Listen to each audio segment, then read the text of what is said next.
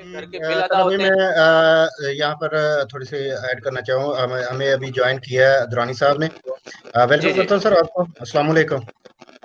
जी वालेकुम अस्सलाम। जी दुरानी साहब, कैसे हैं आप? तबीयत कैसी है? खैरियत से हैं?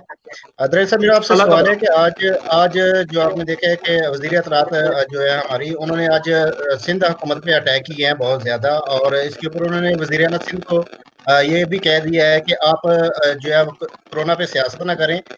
इस लोगों को डराने की बजाय जो है आप लोगों अमली तौर पर बाहर निकलें और दूसरे वज़रा की तरह जो है वो काम करके दिखाएं। आप क्या कहेंगे इस पे?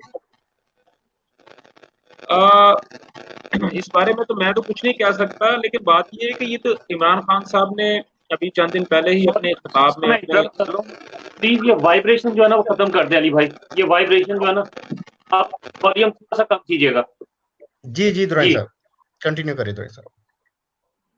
जी जी, इस बारे में मुझे कहने की कोई जरूरत नहीं है, क्योंकि ये बात जो थी ये इमरान खान साहब ने अभी चंद दिन पहले ही एक खिताब किया था अपने वर्कर्स के साथ, अपने वुज़रा के साथ, अपनी जो एक वुज़रा की फौज जफर मौज जो हमेशा उनके साथ रहती है, और एब्सोल्युटली। जिसमें उन्होंने ये कहा था कि आप इस कोरोना को बकायदा एक प्रोसेस के तहत लेके चले।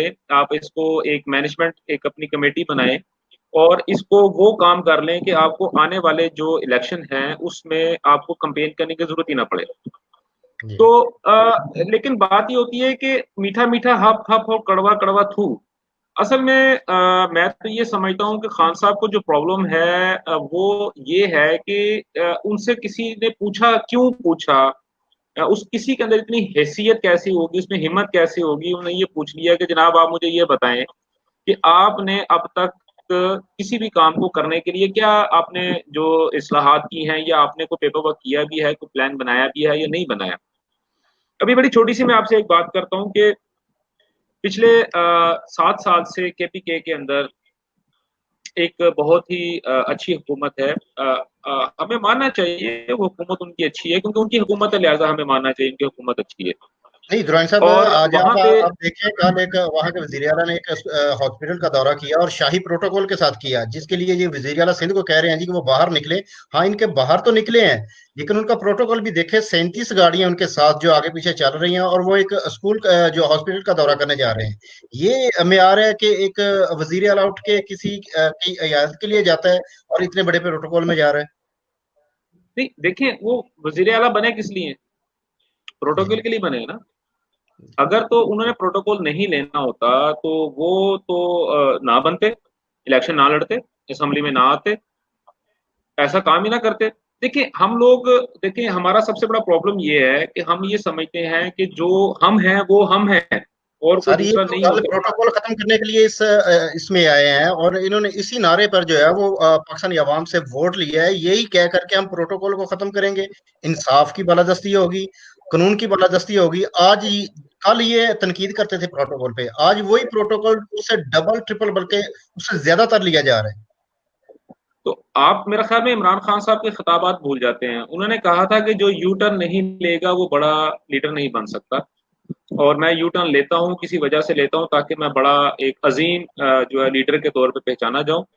तो अगर उनकी ख्वाहिशात देखें, बच्चों की ख्वाहिशात होती हैं, उनको पूरा कर लेने दें। आप कौन होते हैं यार, आप किसी भी इस तरह की बात करने वाले? छोड़ दें आप इन बातों को, आप मुद्दे की बात पर आए। मुद्दे की बात यह है कि आपने पिछले 7 साल में केपीके के अंदर क्या रिफॉर्म लेके आए, मेडिकल की क्या रिफॉर्म लेके आए? ठीक है, मैंने एक रिपोर्ट जो थी अभी लास्ट जो था, मैंने एक आर्टिकल भी लिखा है इसी के ऊपर, और मेरी उनसे बहुत सारे जो हमारे भाई हैं, वो हम में से ही है ना जो तहरीक इंसाफ को सपोर्ट करते हैं, हमारे भाई हैं।